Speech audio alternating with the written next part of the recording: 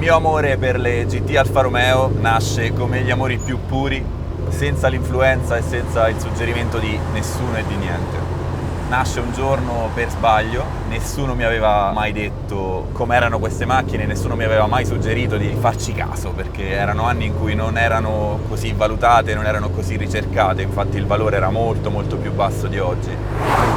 Il come l'ho raccontato nel video della GT Verde e adesso, a distanza di 10 anni da quel video e a distanza di 3 anni da quell'altro, mi è successa una cosa strana. Un ragazzo mi ha contattato via internet per avermi visto in TV con la GT Verde, non sapendo neanche praticamente nulla della mia storia, e infatti mi ha detto di avere una macchina, una GT rossa come quella della puntata in TV, da vendere, che il padre purtroppo, venendo a mancare, gli aveva lasciato in eredità, e mi chiede se potessi dargli una mano a venderla.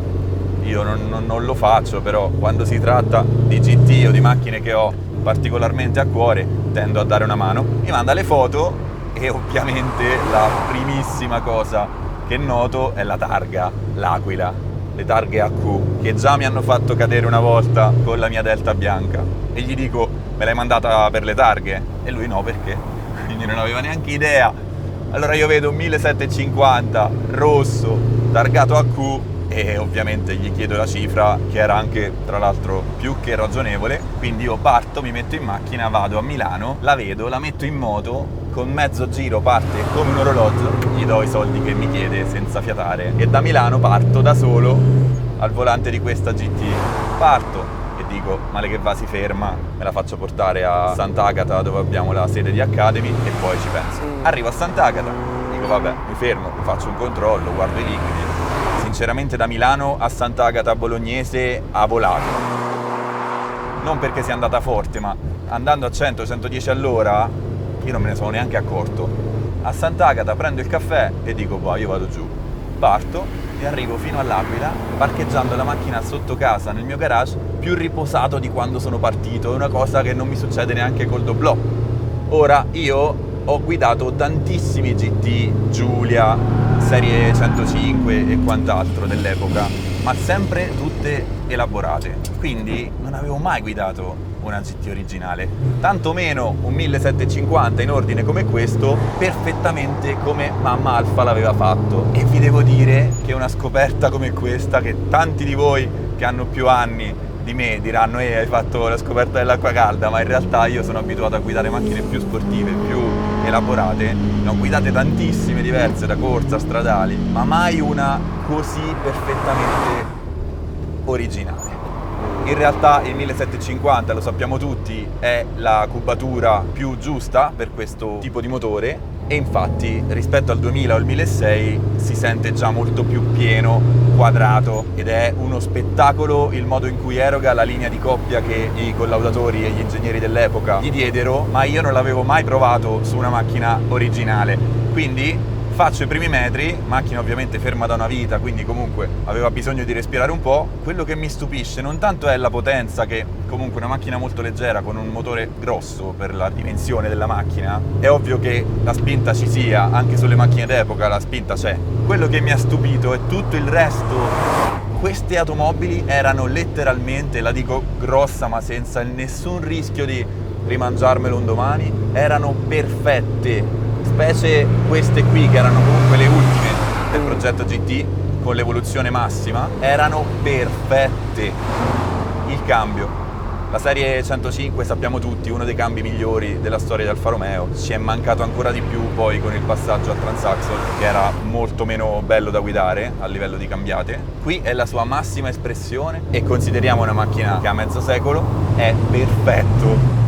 Lo sterzo, l'inserimento in curva, l'anteriore, il modo in cui tutto il corpo vettura segue, considerando tutto quello che va considerato su una macchina di 50 anni, è impressionante. Regolare, progressivo, lineare, te lo godi ad ogni angolo di sterzata.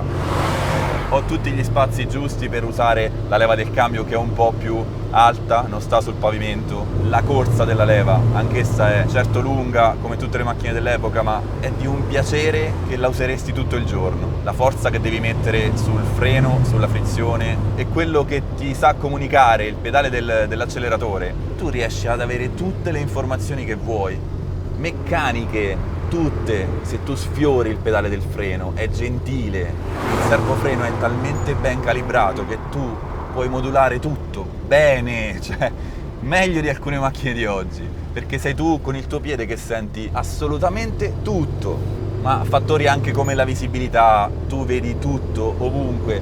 Io sono rimasto, cioè sono cose che già sapevo, queste cose le sapevo già, però mi va di parlarne. Adesso l'abbiamo barattato con la sicurezza, questo è ovvio, qui non c'era sicurezza, zero, però il piacere puro di starci dentro era migliore, di gran lunga. Qui stiamo parlando ancora di uso quotidiano non sportivo, ma se andiamo a parlare di sport, Alfa Romeo saliva in cattedra al 100%. Cioè, per trovare una macchina di queste prestazioni dovevi chiedere in Germania a Porsche, a 911, ma non c'era molto altro a queste somme senza spendere molto di più. E in ogni caso non è detto che questa qui andasse tanto meno di altre macchine che potevano essere le stesse Ferrari, Maserati. C'era più motore, c'era più tutto, ma c'era anche più peso in molti dei casi e non c'era magari questa agilità, questo poter essere usata come macchina di tutti i giorni. Cioè tu questa la usi come macchina di tutti i giorni. Ora che siamo abituati ai comfort di oggi, può venirti meno qualcosa, ma ai tempi, che non c'erano questi comfort alla portata di tutti, qua avevi il top, cioè questo era assolutamente il top. Io resto ancora stupito e cavolo ci lavoro, le conosco, ne ho avute, quelle fatte sportive, quelle elaborate, ok, siamo d'accordo, sono elaborate, quindi che vadano forte, frenino meglio delle macchine originali e tutto ovvio, ma che una di serie fosse così è meraviglioso. La trazione, la distribuzione dei pesi, non parliamo della bellezza, perché per me la GT in tutta la sua serie, dove se la combattono Scalino e 1750 per i miei gusti, senza disturbare GTA, tra le piccole GT più belle non solo della loro epoca, ma di sempre. Cioè ti butti in curva in questo modo, ok, abbiamo gomme moderne e io ho fatto un assetto perché il proprietario di prima aveva messo delle molle più alte delle originali ed era inguardabile, oltre che inguidabile, rollava come una matta, invece adesso è bella piatta. Non ho fatto altro, molle e ammortizzatori. Cerchi GTA ovviamente perché non aveva i suoi quando l'ho comprata, e se tu chiedi più angolo a centro curva, quando magari l'hai presa un po' forte e non ti sei reso conto, questa qua non va in sottosterzo. Al massimo, se vuoi tu esagerare, esasperarla e portarla a saturazione di uno dei due assi, satura prima il posteriore. Potete vedere questo fenomeno non nelle corse dell'epoca, perché ovviamente le macchine da corsa erano diverse e comunque anche lì c'era tutto un altro discorso, a parte lo slittone di Carlo Chiti con la gomma interna anteriore che si sollevava, altro discorso. Ma sulle stradali, se volete vedere macchine stradali di questo tipo portate all'esasperazione, vi basta guardare i vecchi film poliziotteschi. Per esempio, Marchi il poliziotto spara per primo, c'è una GT, voi vedete come prende le curve quella macchina e vi rendete conto che l'anteriore non molla mai, con le gomme dell'epoca, film del 68, guardate la scena dell'inseguimento di Marchi il poliziotto spara per primo e vi rendete conto del comportamento di queste macchine da nuove.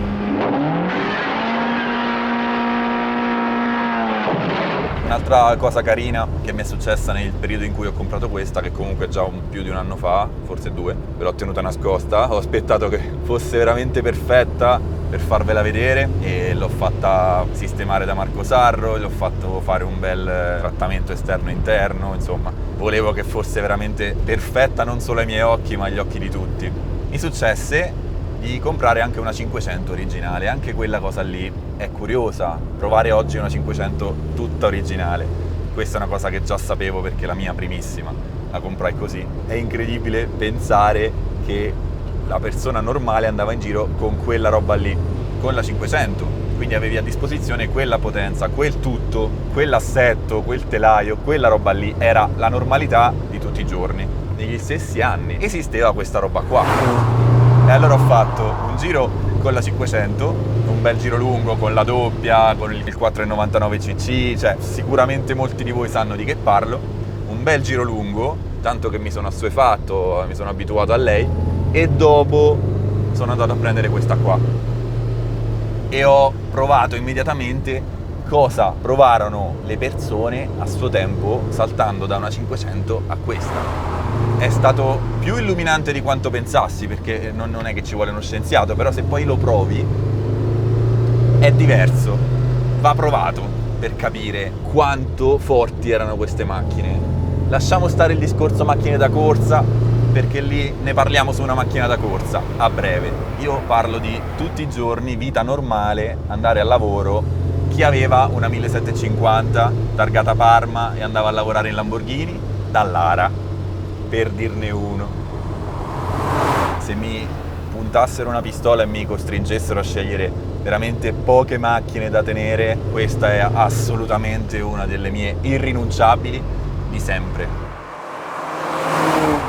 Se penso che tutto Drive Experience è nato da una GT, quella rossa targata Milano F1, che avevo elaborato con i 4 soldi che avevo a 21 anni, senza che nessuno mi dicesse che erano macchine fighe, cioè l'ho dovuto scoprire da solo, perché comunque internet dell'epoca non era quello di adesso, la vendetti per finanziare Drive Experience. Se vogliamo fare i romantici, sembra davvero che quel signore abbia voluto mettere in mano questa macchina a qualcuno per cui lei era perfetta.